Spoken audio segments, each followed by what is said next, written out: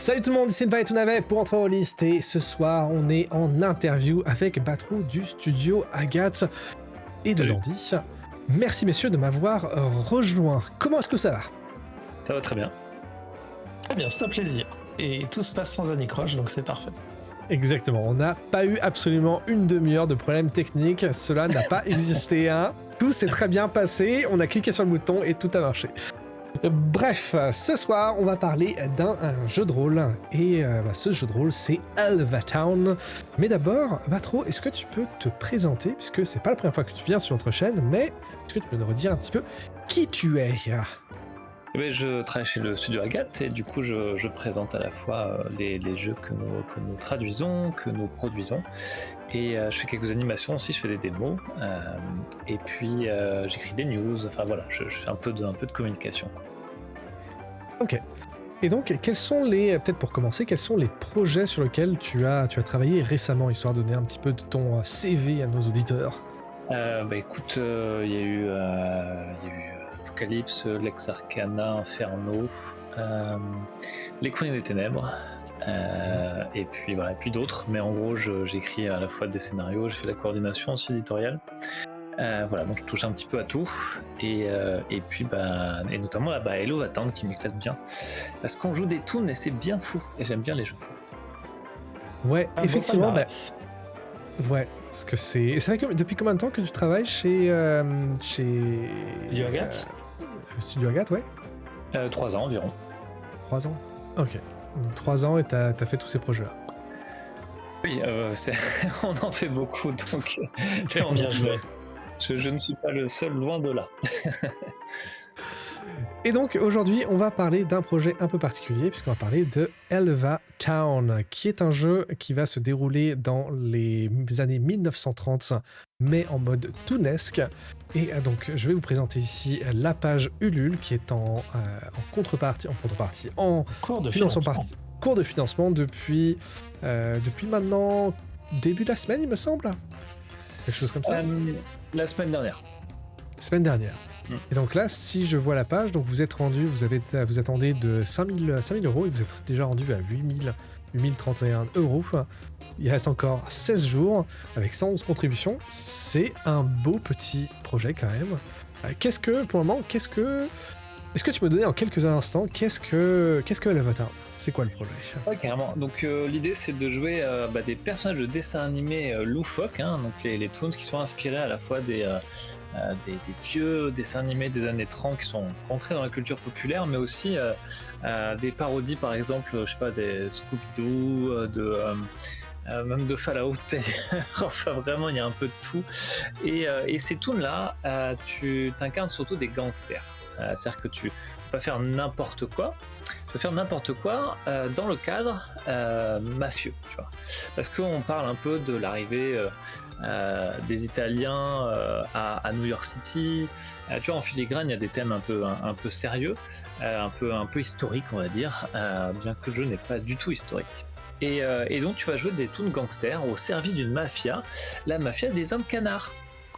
Et oui, la famille du coup. Et puis du coup tu vas faire des missions, toutes plus débiles les unes que les autres, et le jeu se joue avec des cartes, avec des cartes de poker, pas des dés. Ah, Voilà. arrêtez le trou commun. On reste dans l'ambiance mafieux, tu vois. Poker, c'est évidemment tout un symbole, quoi. Voilà. Ouais, clairement. Donc un jeu qui se veut plutôt potage dans le ton et dans l'univers, si j'ai bien compris. Ouais, potache, mais un peu.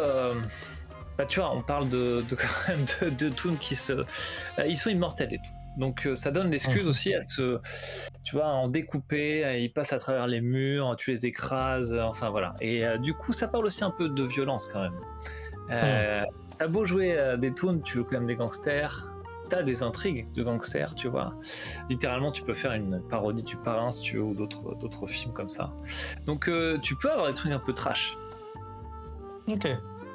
Et l'ambiance toonesque se porte au niveau, donc, tout l'univers. Est-ce que ça se base sur une région, une ville, un pays? En fait, c'est censé se dérouler dans un quartier de New York. Donc on est à New York. Mais c'est enclavé, c'est-à-dire qu'en fait, tu vois, les humains vont pas trop dans ce quartier-là parce qu'ils savent que c'est super dangereux, parce que les lois de la physique n'existent pas, et que les Toons sont par définition immortels, débiles et violents. Du coup, c'est un peu un quartier dans le quartier, je dirais même carrément en fait un monde dans la ville, quoi, de New York à l'époque. On le voit d'ailleurs. Ça rappelait Roger Rabbit alors. Oui, tout à fait, exactement. On le voit sur la carte d'ailleurs du jeu, la grande map.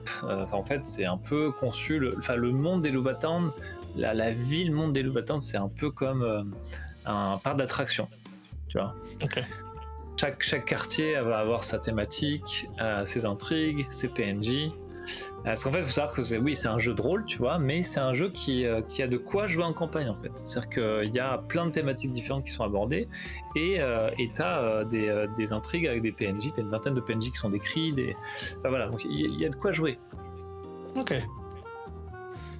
Est-ce que justement là quand je passe sur les illustrations, il y a quand même des illustrations qui ont ce côté des années, les vieux dessins, et qui avaient ce côté un petit peu malaisant, un petit peu vraiment très très caricatural, ce qui donne, parce que là, genre dans les dessins animés, t'avais ce côté, genre t'avais les gentils, Mickey Mouse, le Donald Duck et tout ça, mais t'avais quand même tous les trucs un peu plus étranges, plus psychédéliques. Et du coup là, Eluva-Town, ça se place où en termes d'ambiance? On est clairement plus du côté psychédélique que gentil à la Disney. En général, c'est des personnages en teinte de gris, voire complètement méchants, débiles que tu vas incarner. Est-ce que c'est presque sale parfois dans la présentation? Non, mais tu comprends des trucs. Tu vois, par exemple, t'as un quartier où il y a plein de bordel, t'as une super illustration où t'as tout le monde aux fenêtres comme ça. Tu vois tu comprends ce qui se passe. Il n'y a rien d'obscène, tu vois, mais tu pas d'équivoque. Ouais, là, c'est sans mon. Ça rappelle Cool World pour ceux qui connaissent. Très particulier de l'époque. Mais pas pour tous les âges. Ouais, il y a une vibe très Cuphead dans le style de dessin. Et exactement. Quelque chose qui me fait penser aussi à l'univers un peu déjanté et sombre de Flûte glaciale. Alors, de nombreuses années après, hein, évidemment. Ouais. Mais dont l'inspiration provenait très probablement de ce genre de dessin satirique. Tu disais que le système du jeu utilise les cartes de poker, donc c'est thématique par rapport à l'histoire en 1930 et donc au casino et au tripot. Est-ce que tu peux nous expliquer un petit peu comment ça fonctionne, le fait de réaliser des tests avec les cartes de poker dans Eluva-Town? Ouais, en fait, attends, j'ai un paquet là. Alors c'est pas les cartes officielles du jeu, c'est mais en gros, chaque joueur va avoir un paquet de poker, et quand tu fais un test, eh ben tu tires les deux cartes qui sont en haut de ton paquet, tu pioches les deux cartes et tu les ajoutes, et ensuite tu ajoutes un de tes attributs. C'est physicalité, mondanité et t'as même absurdité, et il faut égaler ou dépasser un seuil qu'a fixé le meneur. En général c'est 15 quand c'est moyen, 10 quand c'est facile. Okay. Et les marges de succès et d'échec vont avoir plein d'effets. Par exemple, ça va te guérir le fait d'avoir 10 points en plus que la difficulté, ou au contraire, ça va te prendre du pognon, parce que les bifetons sont super importants dans le jeu, faut qu'on en parle. Et ensuite, il y a d'autres subtilités. Comme c'est des cartes, ils utilisent un peu aussi des couleurs et des enseignes. Et du coup, si chacun de tes attributs est associé à une des couleurs des cartes de poker. Et si quand tu pioches, t'as une couleur qui correspond, eh bien t'as un bonus. Et dans certaines circonstances, t'as d'autres variations. Tu peux piocher 3 cartes, ou alors tu peux au contraire ne piocher qu'une carte si t'es blessé, entre guillemets. Okay. Voilà, c'est un peu la mécanique centrale du jeu, c'est ça. Tu tires 2 cartes, t'ajoutes ton attribut, tu dépasses un seuil, voilà. Ok, ouais, donc simple, mais thématique. Oui, puis après, pour les affrontements, c'est le même système, sauf que les toons ont en gros peuvent encaisser 3 gnons avant d'être ce qu'on appelle désaturés. désaturés. Alors, les toons sont faits d'encre, c'est Perdre littéralement, leur couleur. ouais, c'est littéralement des personnages de dessin animé. Donc en fait, quand ils sont blessés, ils perdent de l'encre. Et du coup, au bout de 3 gnons, ils sont un peu flagada. Et là, tu vas tirer qu'une carte au lieu de 2. Mais t'es toujours là, quoi, en fait. C'est pas ça qui va te tuer, c'est pas possible. Il n'existe pas quelque chose de mystique comme la trompette qui permet de mettre fin définitivement à un toon, alors. Tu peux très bien l'inventer. C'est-à-dire, ça peut être un excellent accroche de scénario, d'ailleurs.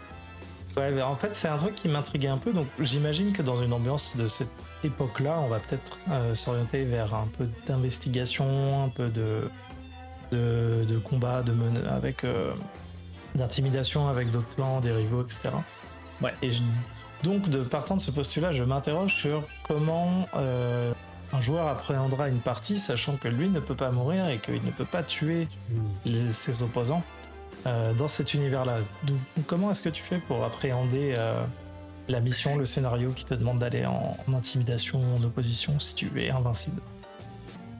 En fait, tu n'es pas invincible, c'est-à-dire que tu peux perdre un affrontement déjà, et quand tu perds un affrontement, en fait, tu vas t'endetter auprès de celui qui a gagné. Il y a une thématique du pognon et de la dette. Qui est aussi évidemment dans le contexte de la mafia, tu vois. Et quand tu commences, t'as pas beaucoup de pognon, et voire t'es délivré de prison par la famille du co, qui t'envoie du coup, en échange de payer tes dettes, et bien d'aller tabasser, je sais pas moi, le procureur anticorruption du coin, tu vois. Et du coup, le fait que ta dette peut augmenter, finalement t'es pas invincible du tout, quoi. Tu peux être prisonnier, on peut t'envoyer sur la lune, on peut t'écraser comme une crêpe et t'envoyer dans le désert avec une espèce de coyote fou. Enfin, tu vois, il y a plein de manières. C'est-à-dire que c'est comme d'autres jeux de rôle, c'est quand tu te dis que tout doit se résoudre par le combat, c'est qu'il y a un problème, en fait. C'est que il y a les codes du dessin animé qui font que les enjeux passent pas spécifiquement par le combat. Tout à fait. Et certains sorts peuvent être pires que la mort, n'est-ce pas, David? Je vois pas de quoi tu veux dire. Fléau dans la tête. Mais non, je vois toujours pas de quoi tu veux dire. J'ai oublié ce moment. Mais d'ailleurs, en parlant des toons, est-ce que tu as cette possibilité de faire des trucs vraiment genre absurdes, le fait de sortir genre le truc, un marteau de 3 tonnes de ta poche? Est-ce que c'est quelque chose qui est prévu dans les règles, dans le jeu? Oui, complètement. En fait, au début, t'as pas grand-chose, mais ensuite, avec le pognon que tu peux gagner, tu peux t'acheter une méga arme. Et donc, cette méga arme, t'as tout un chapitre avec une longue liste de customisation de ta méga arme, pour, je sais pas moi, transformer les balles en oiseaux, ou plein de trucs complètement débiles. Et donc, t'as tout un chapitre juste sur comment customiser votre méga arme. Donc c'est complètement prévu par le jeu. Ce que j'ai vu dans je crois que c'est dans le livre le livret découverte qui est disponible avec la carte, avec le financement, il y avait la discussion, enfin j'ai vu mentionner un pistolet à chèvre, genre tu tires des chèvres avec ton pistolet, donc voilà. c'est ok, c'est très toon. Et même en code. Ouais. J'ai fait un scénario où t'as un flingue à fromage, dont t'as 4 balles, chaque balle c'est un type de fromage, et ça fait des effets sur le cerveau des toons. Normal. Et ça d'ailleurs, ça doit être assez compliqué ça de pouvoir, surtout en termes d'écriture de scénario, quoi, de comment faire pour écrire un scénario quand tu peux être cassé assez facilement, parce que s'il n'y a pas de physique, alors tu peux faire, genre si jamais tu veux rentrer à l'intérieur d'un bâtiment, tu peux très bien dire, tiens, je vais m'écraser, quelqu'un va me donner un gros coup de marteau, il va m'aplatir comme une crêpe et tu vas pouvoir me passer sous la porte. Et dans ce cas, comment les scénarios font pour gérer le côté toon, où tu as une possibilité quasiment infinie de... tu peux pas mourir, donc... Imagination à ta seule limite. Les scénarios sont en eux-mêmes déjà un peu absurdes, donc c'est vraiment pas le problème, je dirais, les murs.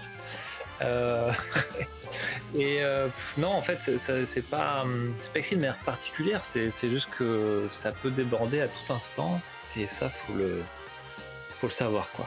Du moment que t'as ton intrigue de base et tes personnages, Après, les décors, tu peux les casser comme tu veux, quoi. Ouais. Parce que là, je vois même rien que dans la proposition de qu'est-ce que tu peux incarner comme créature. Genre, tu peux incarner des objets inanimés, genre des frigos, casseroles ou des frigos, des trucs comme ça. Et Accélérateur. là aussi, bonjour, je suis un accélérateur à particules. C'est Ok. dans les exemples. Damn. Mais du coup, c'est vrai que cette liberté juste cette liberté de création ne doit pas être facile à gérer. Et d'ailleurs, la question, c'est ce jeu-là, c'est à qui est-ce qu'il s'adresse, hein? Quel genre de joueur il s'adresse et de meneuse? Un peu tous les publics. Tu peux autant voir des jeunes quand tu viens à l'écouter un peu scabreux de certains quartiers, on va dire. Autant un jeune public qui comprend très bien comment écraser ses adversaires et ça va le faire rigoler. Autant des rôlistes qui veulent faire des one-shots et s'amuser pendant une soirée avec leurs potes et bien rigoler. Et autant tu peux faire une campagne, et le livre d'ailleurs en propose une. C'est tout à fait possible. Notamment t'as un mariage organisé du parrain, enfin tu vois. Et donc je dirais que ça peut être adapté à beaucoup de publics différents, quoi. Parce que là, tu parlais d'une campagne, mais ça paraît pareil. Là, ça paraît assez compliqué de pouvoir de tenir la longueur avec des toons qui ont un côté qui est quand même presque éphémère un petit peu, puisque les toons, dans la plupart des dessins animés, ils grandissent pas tant que ça. C'est plutôt des véhicules à histoire. Donc comment fonctionne le côté campagne de Hell of a Town? Déjà par la progression des personnages, c'est à la fois il y a toute une liste de combines, on appelle ça, qui sont des moyens en gros de tricher un peu aux cartes, de rajouter des effets. T'as aussi ta méga arme que tu peux customiser, tu peux acheter plein de trucs avec ton pognon. Et t'as un truc assez cool dans campagne, c'est que les scénarios sont notés. En fait, à la fin, t'as une grille d'objectifs principaux et secondaires plus ou moins loufoques. Et du coup, tu peux compter les points à la fin du scénar pour voir si les PJ ont réussi à, je sais pas moi, à aller sur la lune, tu vois, alors que c'était pas prévu, quoi. Enfin, voilà. On peut enfin savoir qui gagne le JDR parmi tous les joueurs. Complètement, ouais. Donc c'est assez drôle, tu vois. Donc t'as des mécanismes qui sont surtout liés à l'évolution des personnages, qui je trouve entraînent l'envie de jouer en campagne. Et encore une fois, l'univers est plus profond que on peut l'imaginer. Il y a vraiment, par exemple, je sais pas comment dire, il y a vraiment une histoire de la ville, il y a vraiment des liens entre les quartiers, il y a plein de PNJ importants, il y a une espèce de croque-mitaine qui peut revenir, enfin vraiment il y a des fils rouges, enfin c'est super riche en fait. Parce que je regarde la carte, il y a quand même beaucoup de zones, hein. T'as Moonshine Mesa, une espèce de Shocktopia, Green Gardens, le Casino, Infinite Jest, Posh Plaza, Jellyfish Junction, et encore un parc aquatique. Enfin, il y a vraiment beaucoup de zones en fait. Oui, et t'as même les réalités parallèles provoquées par un professeur fou. Oh, on a trop dit là. Et est-ce que les toons peuvent arriver dans le monde humain? Vu qu'on est à New York, ils peuvent passer la frontière. Alors pour le coup, le jeu ne le prévoit pas. On est vraiment censé jouer dans le quartier d'Hell of a Town, qui, comme tu l'as dit, est déjà assez large. Donc c'est vrai que mais c'est possible. Enfin, tu vois, mais en tout cas le jeu le prévoit. Extension. Ouais. Non, après c'est un jeu qui a été produit par l'équipe italienne et qui c'est un one shot, quoi. Il y a vraiment un artbook qui sert aussi de recueil de synopsis, mais c'est vraiment un jeu tout en un, quoi. Ok, très bien. On sait au moins ce qu'on achète, on sait ce qu'on a.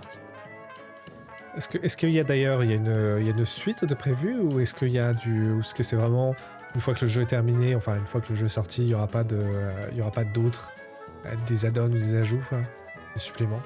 Non, comme je disais, c'est un. Vous avez le livre de base, dedans il y a plein de scénarios, une campagne, et en plus t'as un artbook qui en plus donnait plein de de croquis du dessinateur, parce qu'il n'y a qu'un seul dessinateur qui a tout dessiné, ça fait vraiment une très belle harmonie visuelle.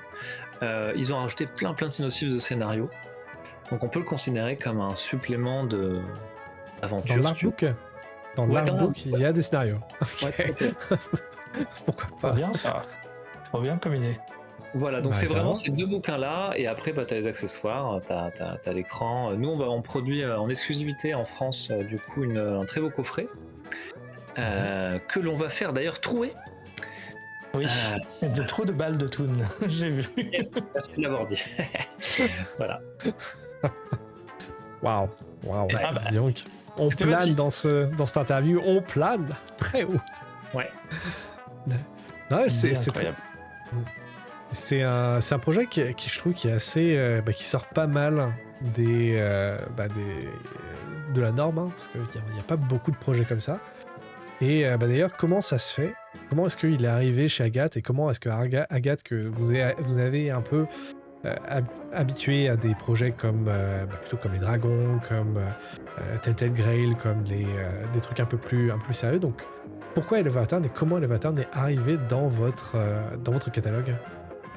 Bah, l'idée, c'est que on a des goûts assez éclectiques, qu'on a l'habitude de travailler avec l'éditeur Acheron Games, avec qui on a fait Inferno, on a fait Apocalypse, on a fait Brancalonia, qui d'ailleurs, Brancalonia finalement est pas si éloigné que ça quelque part de C'est vrai, Elevatorn. c'est vrai, j'avais oublié celui-là, mais ouais. Et du coup, bah, tout simplement, on a l'habitude de bosser avec. Ils sont super cool. On peut rajouter des choses, nous, dans la VF. Donc voilà, on continue avec eux. Et logiquement, alors c'était aussi le coup de cœur de Vincent, le coprésident d'Agathe, qui a vraiment eu un coup de cœur sur ce petit Elevatorn. Et du coup, il a dit... on le fait, peu importe, on le fait, c'est trop bien. Donc voilà, on fonctionne aussi au coup de cœur, et quand on peut mettre ça dans notre programme, on le fait quoi. On a une petite collection maintenant, c'est Agathe Indie, où du coup on produit des jeux un peu plus confidentiels. Voilà, donc on a fait Torchbearer, on fait Elevatorn, on en fera d'autres. C'est excellent parce que c'est le genre de petit projet justement un peu indie qu'on pourrait regretter de ne pas voir arriver dans la langue de Molière. Et grâce à vous, bah, ce genre de choses arrive. Il faut donner sa chance à tous les jeux, même quand ils sont petits et barrés.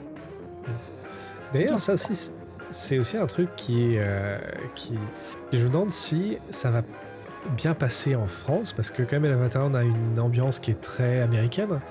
Que ce style particulier de dessin, qui est très américain dans les comics, hein, là on parle genre tout ce qui est Picsou, tout ce qui est Mickey Mouse et tout ça. Et donc est-ce qu'il n'y a pas des côtés très culturels qui sont peut-être un peu compliqués à traduire en français? Vous pouvez amener ça? Au niveau de la traduction, par exemple, on a choisi de garder effectivement les noms des quartiers en anglais, pour garder un peu l'authenticité de...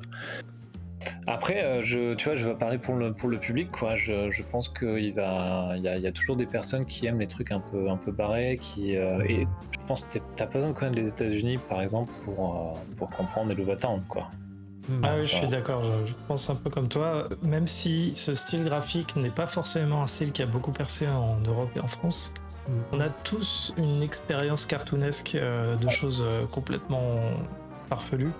Et même si tu prends les Looney Tunes de base avec Bugs Bunny, Elmer Fudd et tout, Bip Bip Coyote, il y a toujours eu des trucs un peu barrés qui te mettent un peu sur la voie en fait du délire cartoonesque. Donc je pense que tu peux t'identifier, même si tu t'attaches pas forcément au style graphique et à la nostalgie que ça peut entraîner pour l'Europe, du moins. C'est vrai. Parce que après, de toute manière, on voit bien qu'avec la réussite, là, comme je disais, vous êtes rendu à 8 000 € sur 5 000, donc vous allez bientôt atteindre probablement les 200% de financement. Donc ouais, il y a des gens qui se sont intéressés là-dessus. Sachant que, et peut-être pour revenir un plus sur la logistique, le jeu est prévu pour sortir pour quand du coup? L'année prochaine, je pense autour du printemps 2027 ou de l'été 2027. Ok.